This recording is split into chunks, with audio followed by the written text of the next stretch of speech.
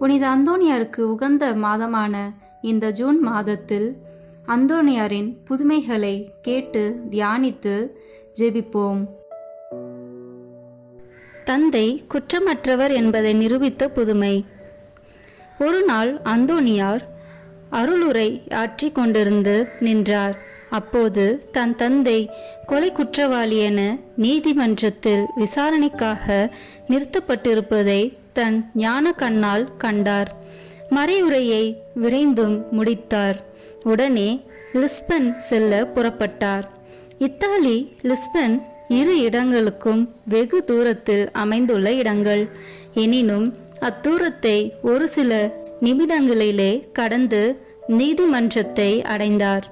நீதிமன்றத்தில் தன் தந்தை குற்றமற்றவர் என்பதை பல்வேறு சான்றுகளை குறிப்பிட்டு வாதாட்டினார். அவர் கூறிய ஒப்புதல்களை மன்றம் ஏற்றுக்கொள்ளவில்லை.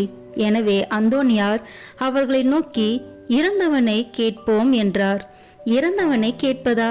அது எப்படி முடியும் என ஆச்சரியத்துடன் கேட்டனர். மேலும் அவனை அடக்கம் செய்தலாயிற்றே என்றனர்.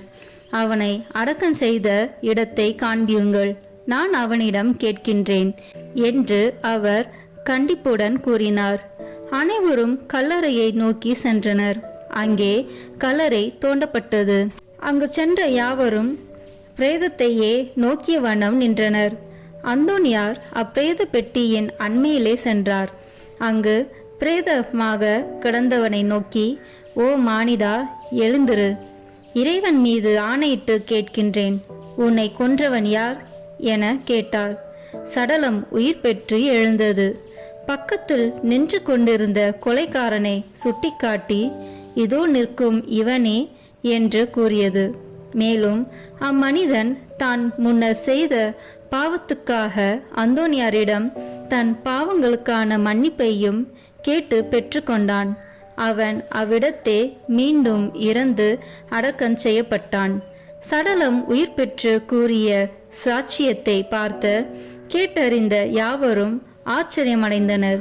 கொலையாளியும் அவ்விடத்திலேயே கைது செய்யப்பட்டான். மார்ட்டின் பிரபுவும் விடுதலையானார். மார்ட்டின் பிரபு மீது தனக்கிருந்த பகைமையாலேயே சடலத்தை அவர் தோட்டத்தில் போட்டு அவரை பழிவாங்க எண்ணியதாக கூறிய கொலைஞன் தன் குற்றத்தையும் ஏற்றுக்கொண்டான். இச்சம்பவங்களின் பின்னர் தனது இருப்பிடத்துக்கு மீண்டார் அந்தோனியார். நஞ்சு கலந்த உணவு என அறிந்தும் உண்ட புதுமை.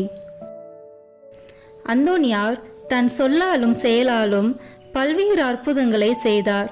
அவருடைய அருள் உரைகளை மக்கள் கூட்டம் கூட்டமாக கூடி ஆர்வத்துடன் கேட்டனர்.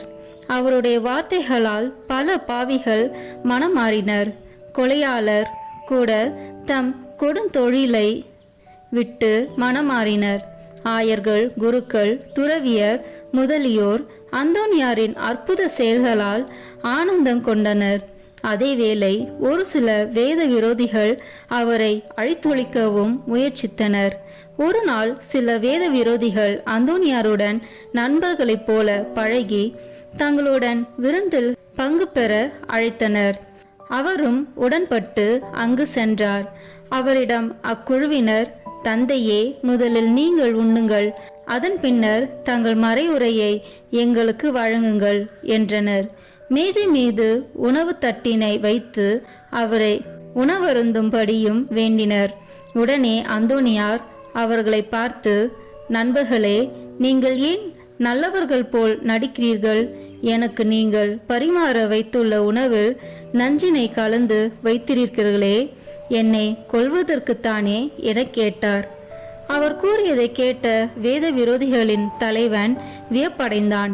ஆயினும் அவன் தன் நிலையை வெளிக்காட்டாதவனாய், நீங்கள் கூறுவது உண்மைதான். இயேசுவின் தொண்டர் நஞ்சு உண்டாலும் அவர்களுக்கு தீங்கு நேராது என்று கூறுவீர்களே, அப்படி தீங்கு நேருகிறதா வென்பதை சோதிப்பதற்கே நஞ்சினை கலந்தோம் என்றான். மேலும் நீங்கள் இந்த உணவை உண்ணுங்கள், உங்களுக்கு தீங்கு ஏற்படவில்லை என்றால் உம்மையும் உமது ஊழியரையும் நம்புவோம். இல்லையென்றால் நீங்கள் சொல்வதையெல்லாம் பொய் என்றும் கட்டுக்கதைகள் என்றும் கூறுவோம் என உரைத்தான். இவற்றை கேட்டதும் அந்தோனியார் புன்முறுவலுடன், உங்களுக்கு எல்லாம் வல்ல இறைவன் மீது நம்பிக்கை ஏற்படுத்துவதற்கே நீங்கள் எனக்கு வழங்கும் இந்த நஞ்சு கலந்த உணவை உண்கிறேன் என்று கூறி அந்த உணவின் மீது சிலுவை அடையாளம் வரைந்து ஜெபித்து கொண்டு அவ்வுணவையே உண்டார்.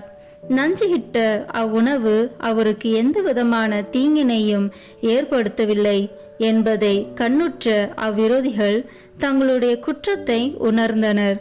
அந்தோனியாரிடம் மன்னிப்பு வேண்டி மனமாற்றமும் பெற்று வாழ்ந்தனர்.